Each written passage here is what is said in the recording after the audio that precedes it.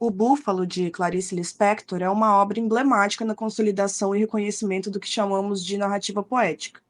Clarice Lispector em si é um dos maiores expoentes desse estilo narrativo, do qual podemos apreender vários elementos no conto abordado neste trabalho. Alguns deles são o uso de metáforas mais densas, musicalidade e ritmo presentes no decorrer da narrativa, o eu lírico subjetivado e também o uso do fluxo de consciência, que nesse caso é um fluxo mais complexo que se mistura a um narrador heterodiegético. Autoras que foram referência para o trabalho de Lispector também lançaram mão do mesmo estilo, como Virginia Woolf e Hilda Hilst. Ambas também exploraram uma abordagem que é evidente neste e em outros contos da autora brasileira, que é o da subjetividade feminina. No caso de O Búfalo, conto presente na coletânea que reúne mais 12 contos além deste, que é o livro Laços de Família, de 1960, sendo o conto abordado o último da coletânea, nesse conto, a gente encontra um tipo de epifania e exposição do subjetivo feminino de uma forma marcante no segundo momento da obra clariciana. Esse segundo momento é um momento no qual há maior adesão da sua obra junto à comunidade acadêmica, por exemplo, principalmente em áreas que analisam o subjetivo, o inconsciente e fazem questionamentos acerca da humanidade, como é a área da filosofia.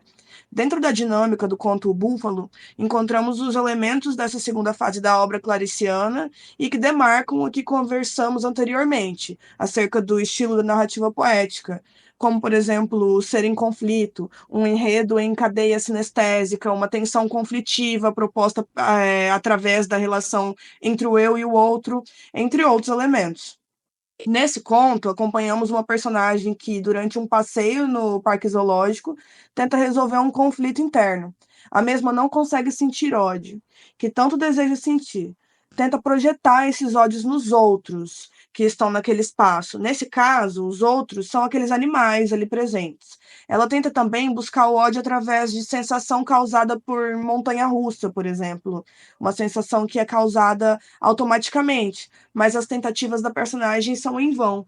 É, essa dinâmica é um evidente questionamento ao emocional feminino, subalternizado e castrado. O ódio não é ensinado às mulheres, ao passo que tudo deve se resolver na dinâmica feminina através do seu dito oposto, que seria o amor. A personagem se questiona muitas vezes sobre o amor, sobre a insistência feminina em amar, amar, amar. Sempre ele, o amor, o amor, o amor. A cólera vinda desse amor, a falta de sangue nos olhos na qual é moldado o sujeito feminino, que é sempre ensinado a ser leve, a amar acima do que recebe, é questionada através de uma forma inconsciente ali na personagem. Por mais que se trate de uma narrativa postulada de forma a parecer situacional, há um fluxo de consciência que carrega a personagem durante seu passeio aos questionamentos sobre essa falta do ódio, né, no subjetivo feminino, que é proposta através dessa ferramenta metafórica no texto clariciano. A personagem percorre diversas jaulas, inclusive se sentindo enjaulada em alguns momentos. E enquanto isso, ela trava essa busca pela ferramenta do ódio. Sim, é uma ferramenta, porque é através dele que ela busca se livrar dessa cólera causada pelo amor e resolver essa questão desse subjetivo feminino, né? E em seu percurso, a mulher lida com outra emoção, mesmo sem buscá-la, que envolve ela, que seria o medo também.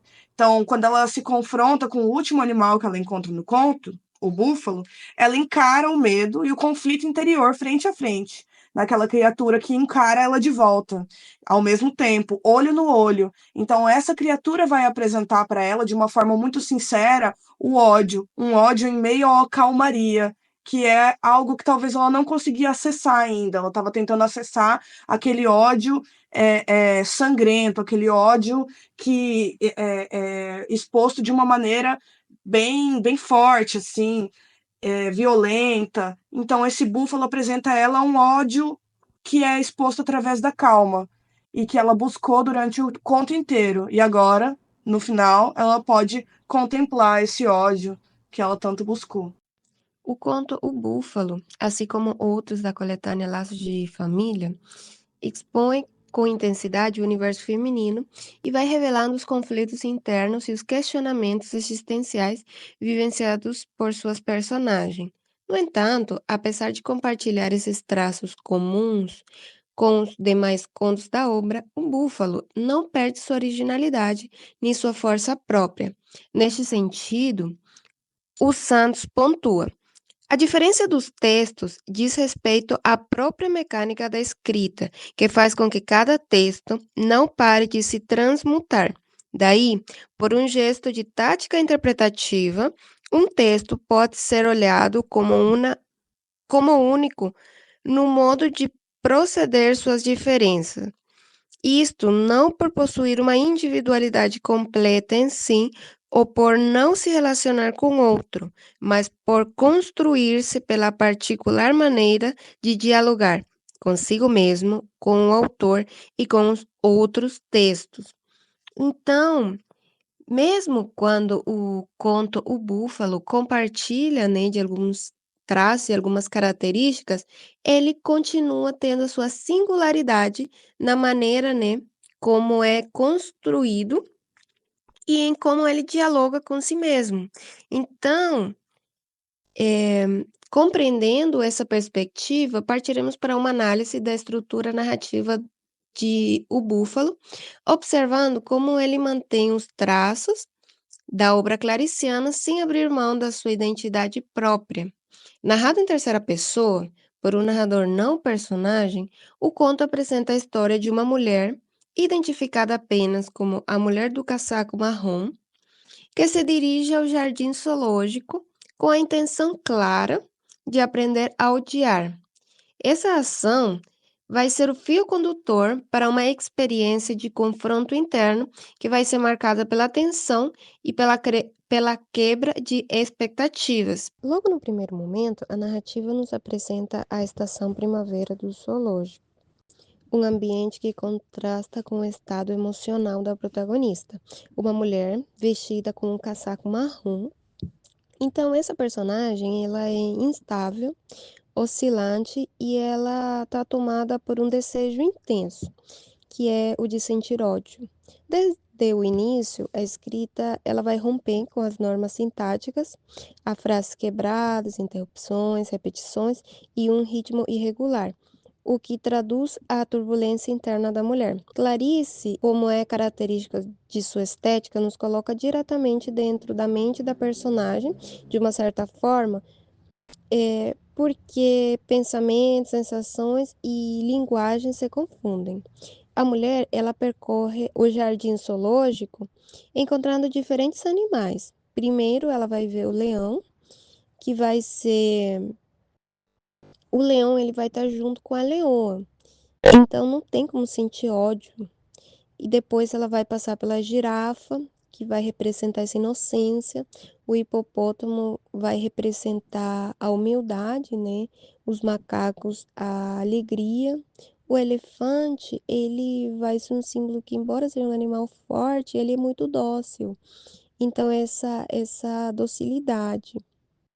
E em seguida, o camelo com a paciência.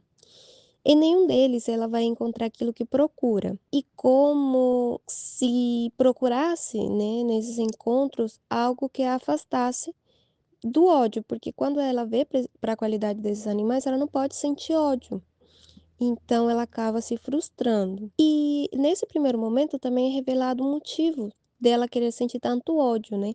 E é porque ela foi rejeitada pelo homem que amava, e essa rejeição é, ela acaba gerando uma mágoa e um ressentimento tão profundo que ela quer sentir ódio.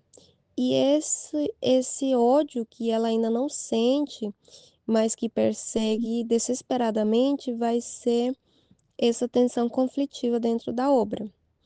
Antes de avançarmos, né, para o segundo momento, vale destacar um trecho da obra O Drama da Linguagem, de Benedito Nunes, em que o autor ele fala da seguinte forma: na maioria dos contos da autora, o episódio único que serve de núcleo à narrativa é um momento de tensão conflitiva. Então, só para deixar claro que essa tensão conflitiva vai ser justamente essa busca pelo ódio, e que vai chegar ao seu momento maior quando ela se encontra com o búfalo. Então, em muitos contos de Clarice, esse acontecimento narrado não tem apenas um valor exterior, mas representa um abalo existencial, né? Vai ser esse ponto de fratura.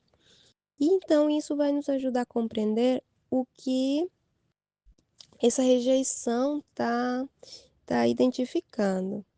Então, quando nós chegamos ao segundo momento, Maria Ângela Alonso, ela vai falar que o momento da montanha russa vai ser um momento em que o ritmo narrativo vai mudar.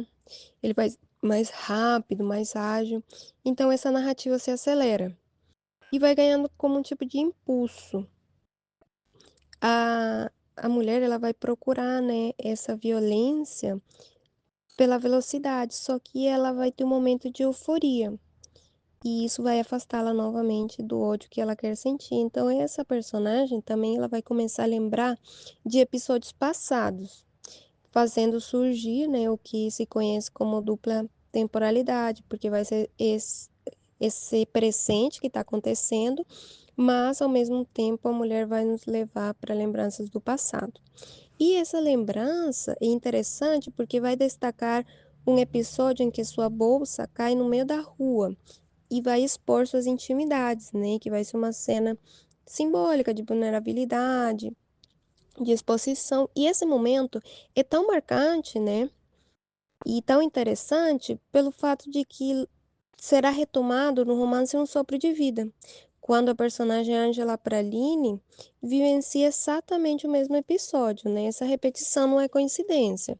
Ela revela uma intratextualidade das obras claricianas e o modo como Clarice ela estruturava, né, e entrelaçava os temas e essas imagens, situações entre diferentes textos, o que vai criar uma espécie de universo contínuo, né, de uma relação entre as obras. E então chegamos ao terceiro momento, que vai ser o clímax do conto. Após ver um coati, a mulher vai encontrar o búfalo, né, o búfalo negro, um animal que vai ser diferente de todos os anteriores. E o búfalo, ele impõe uma presença marcante, silenciosa e imponente. E é nesse encontro que ela consegue sentir por primeira vez o ódio surgindo.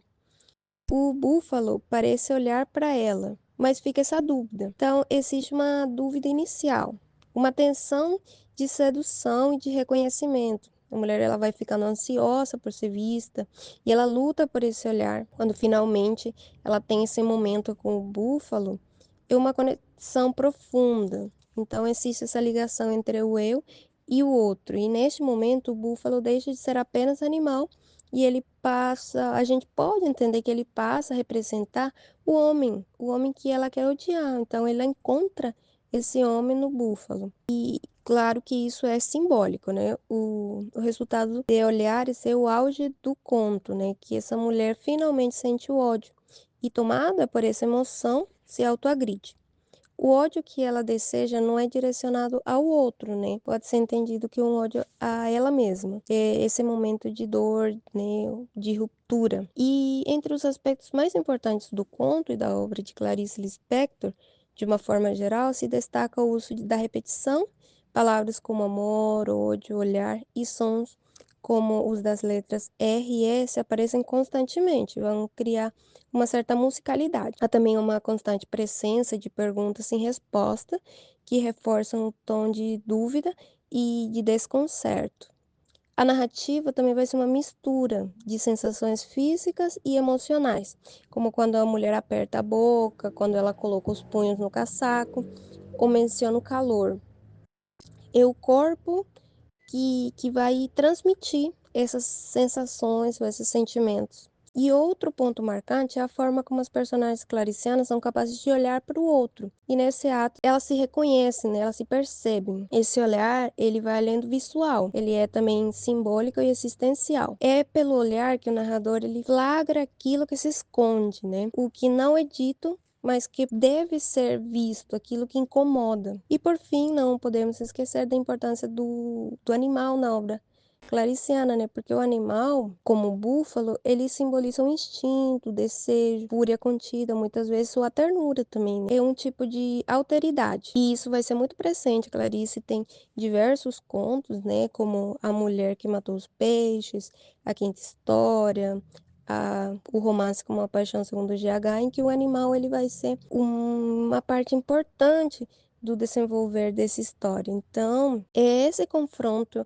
entre o humano e o animal, entre essa racionalidade, esse instinto, que vai estar sempre constante na obra de Clarice, né? Essa escrita também muitas vezes fragmentada, que não pode ser entendida muitas vezes através de uma perspectiva cartesiana, senão do instinto, do sentimento e do simbolismo. Bom, pessoal, essa foi a apresentação do nosso trabalho de extensão, orientada pelo professor Fábio Dobashi. Nós somos os alunos Álvaro Augusto Mandu, Maikele Saraiva e Marina Duarte, acadêmicos do terceiro ano do curso de Letras Português e Espanhol da UEMS. Esperamos que vocês tenham gostado da apresentação. Até uma próxima!